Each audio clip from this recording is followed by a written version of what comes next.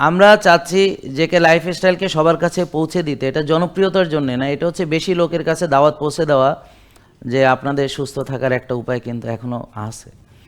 ওষুধ থেকে মুক্তির উপায় সত্যি আছে।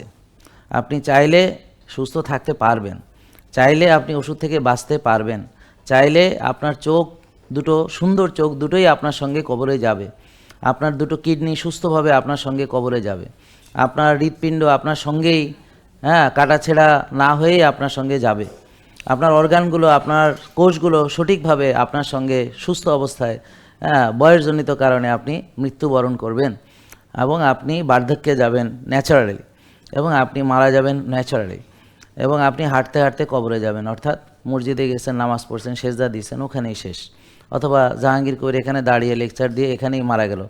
এরকম রোগে শোকে ভুগে, অর্গান ড্যামেজ করে, কোষ ড্যামেজ করে, চোখ নষ্ট করে, হার্ট নষ্ট করে, সব কিছু ধ্বংস করে এই বেঁচে থাকা, সেটাও একটা বেঁচে থাকা।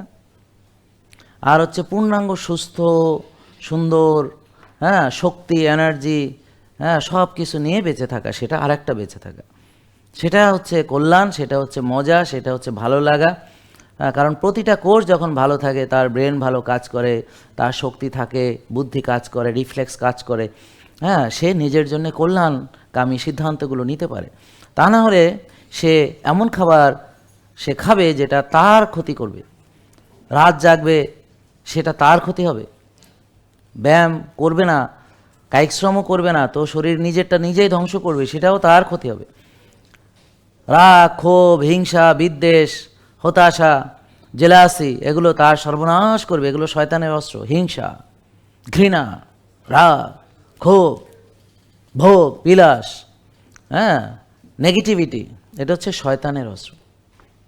আর ইসলাম কল্যাণ, মানবতা, মানবিকতা, শান্তি,